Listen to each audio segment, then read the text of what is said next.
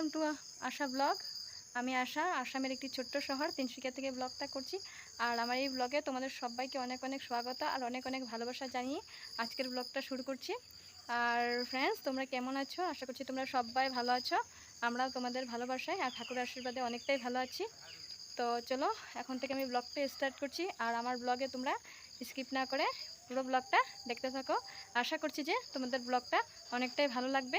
তো চলো আমার পাশে থাকো, আমার সাথে থাকো আর আমার পুরো ব্লগটা এনজয় করতে থাকো। আর এখন আমি যাচ্ছি কোথায় যাচ্ছি তোমরা দেখবে। চলো আমি এখন বের হয়ে পড়েছি। আর এখন আমি আর তনু যাচ্ছি, আর নয়ন সোনাকে কিন্তু ঘরে রেখে যাচ্ছি মার কাছে।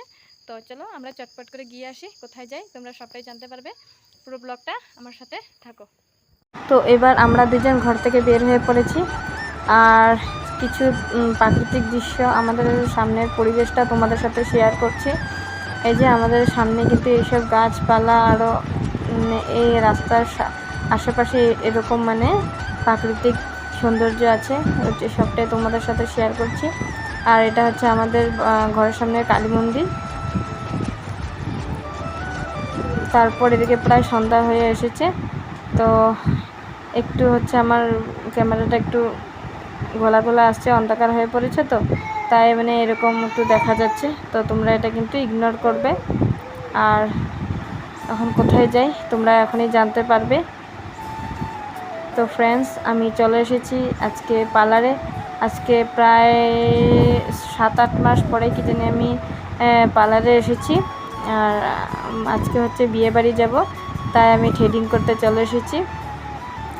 আর থ্রেডিংটা না করলে যে অনেকটাই চেহারাটা খারাপ লাগে দেখতে।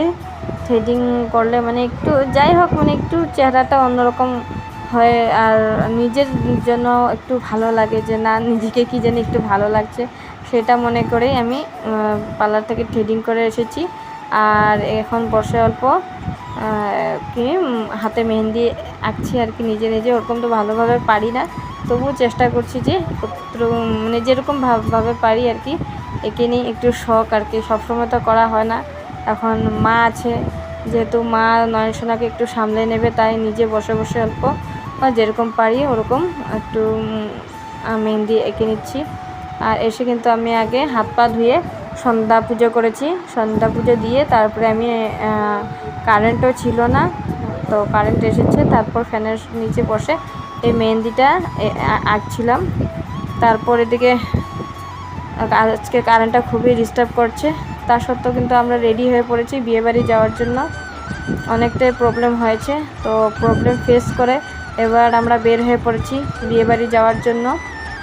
দেখো ওরকম ভালোভাবে কিন্তু আমি ভিডিও করতে পারিনি।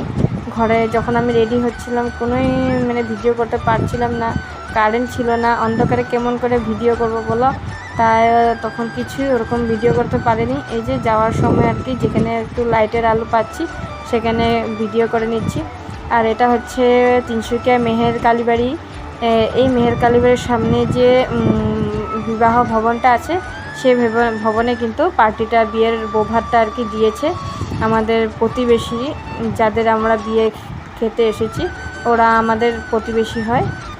তো এটা মেহের কালীবাড়ি, অনেকে হয়তো এটার নাম শুনেছ, এই কালীবাড়িটার নাম অনেক জাগ্রত। আমি তো পয়লা বৈশাখের সময় আর কি এখানে অনেক বড় পূজা হয়, তো আমি কোনো বাড়ি আসতে পারিনি কিছু প্রবলেমের জন্য। তো দেখো এদিকে আমি চলে এসেছি বিয়ে বাড়িতে, বাড়ি না অ্যাকচুয়ালি ভবনে আর কি, বিয়ে ভবনে। তো চলো ভিতরে গিয়ে তোমাদেরকে দেখাই। এই যে ইনি হচ্ছেন বউ। আর দেখো আমাদের নয়নসোনাকে একদম সবাইকে তাকিয়ে দেখছে, ভাবছে যে কোথায় চলে এসেছে। আর আমাদের কিন্তু আস্তে আস্তে অনেকটা দেরিও হয়ে গিয়েছিল। তোমাদেরকে তো বলেছি আজকে আমি থ্রেডিং করেছি, আবার আজকে আমি মেহেন্দি এঁকে, আবার এরকম কারেন্ট ছিল না, রেডি হতে হতে অনেকটাই দেরি হয়ে গিয়েছিল আমাদের। তো যাই হোক, মানুষ থাকতে থাকতে এসেছি, ওটাই যথেষ্ট।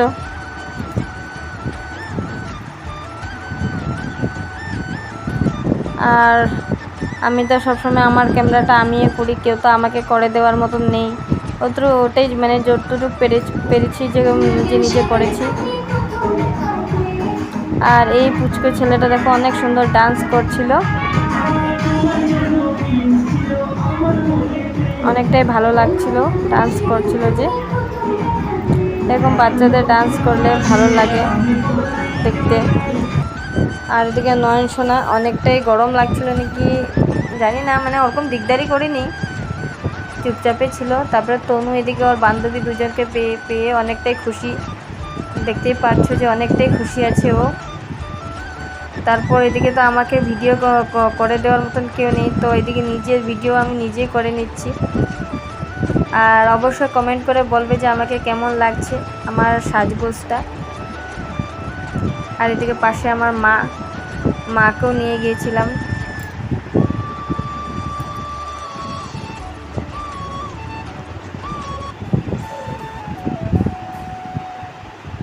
তারপর ওইদিকে ভিডিও করে এদিকে চলে এসেছি খাওয়ার দিকে।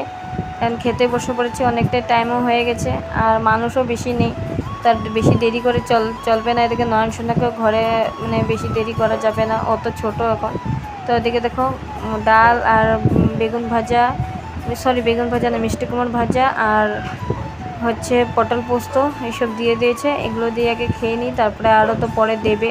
তো এদিকে সবজনই পরিবেশন করছে, অনেক সুন্দর পরিবেশন করেছে, খাওয়া দাওয়াও খুব সুন্দর হয়েছে। তো এদিকে আমরা আবার উঠে পড়েছি গাড়িতে যাওয়ার জন্য।